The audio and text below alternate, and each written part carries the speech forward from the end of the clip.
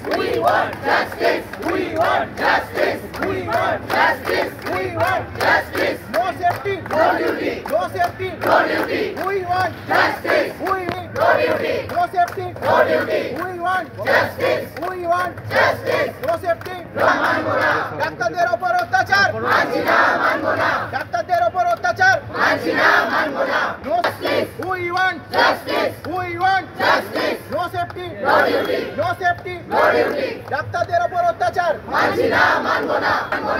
High high high high authority authority high high ধিক্কার ধিক্কার ধিক ধিক ধিক্কার অথরিটি হাই হাই ধিক্কার ধিক্কার ধিক ধিক জাস্টিস উই ওয়ান্ট জাস্টিস ডাক্তারদের উপর অত্যাচার মানছি না, মানবো না। ডাক্তারদের উপর অত্যাচার মানছি না, অত্যাচার মানছি না, মানবো না। ডাক্তাররাও মানুষ হাই হাই হাই হাই আমরাও মানুষ হাই হাই আও মানুষ হাই হাই ডাক্তারদের উপর অত্যাচার মানছি না, মানবো না। ডাক্তারদের উপর অত্যাচার মানছি না, মানবো না।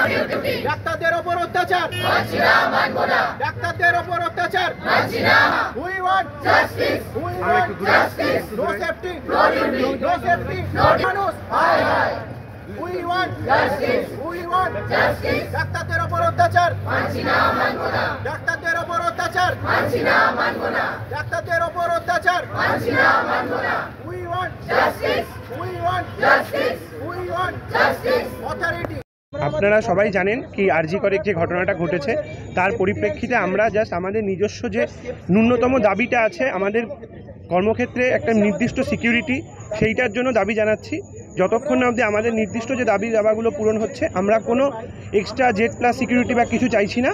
আমাদের যে ন্যূনতম দাবিগুলো রয়েছে কি ডক্টরস রেস্টরুম লাগবে, একটা সিকিউরিটি লাগবে, প্রপার সিকিউরিটির মানে অথরিটিকে বুঝতে হবে যে সিকিউরিটি অ্যাকচুয়ালি কী।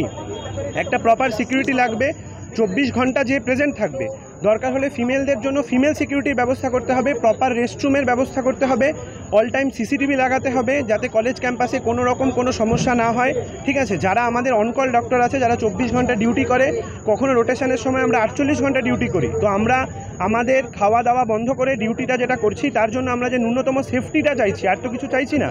ধরুন ওই বিল্ডিং থেকে আমাদের ট্রমা বিল্ডিং থেকে এখানে যারা অনকলে ডিউটি করতে আসে, রাস্তার মাঝখানে কোনো রকম কোনো সেফটির জায়গা নেই। যদি কোনো রকম কোনো অসুবিধা বা কিছু হয় তার দায়িত্ব কে নেবে? তার দায়িত্ব কেউ নিচ্ছে না। কলেজ অথরিটি আমাদের তরফ থেকে কোনো দায়িত্ব নিচ্ছে না। তো আমাদের যেটা মেন দাবি, আমাদের দাবি হচ্ছে যে ন্যূনতম সেফটিটা আমাদের সেগুলো সব কিছু সিকিওর করতে হবে।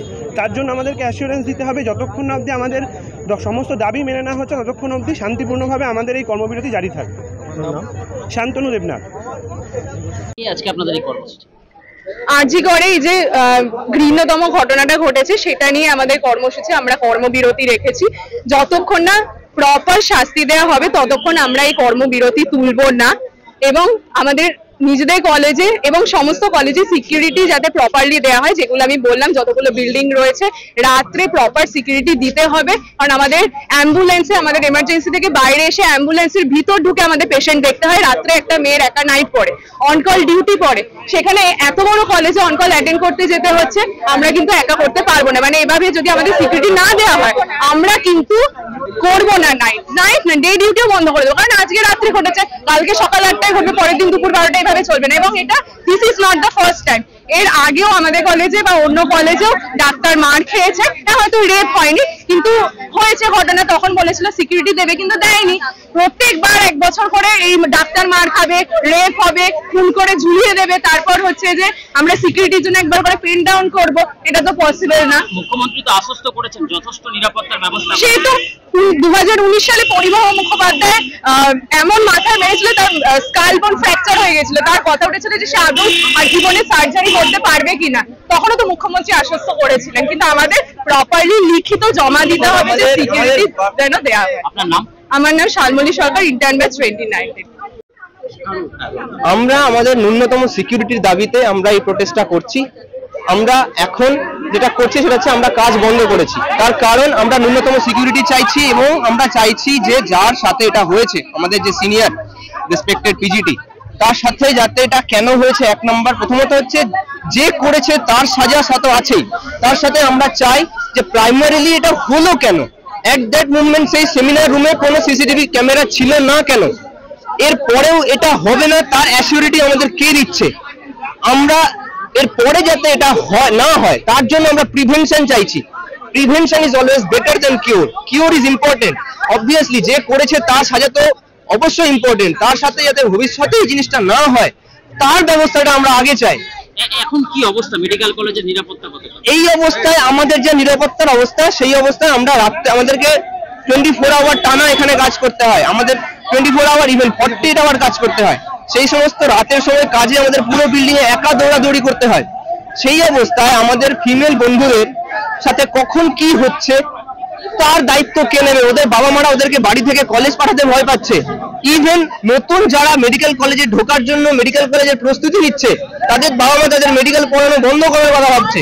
তার কারণ তাদের ছেলে মেয়ে যদি নাই বাঁচে, তাদের ছেলে মেয়ের সঙ্গে যদি এইরকম জিনিসপত্র হয়, তাহলে আলটিমেটলি ডাক্তার হয়ে সমাজের লাভটা করে কি লাভ?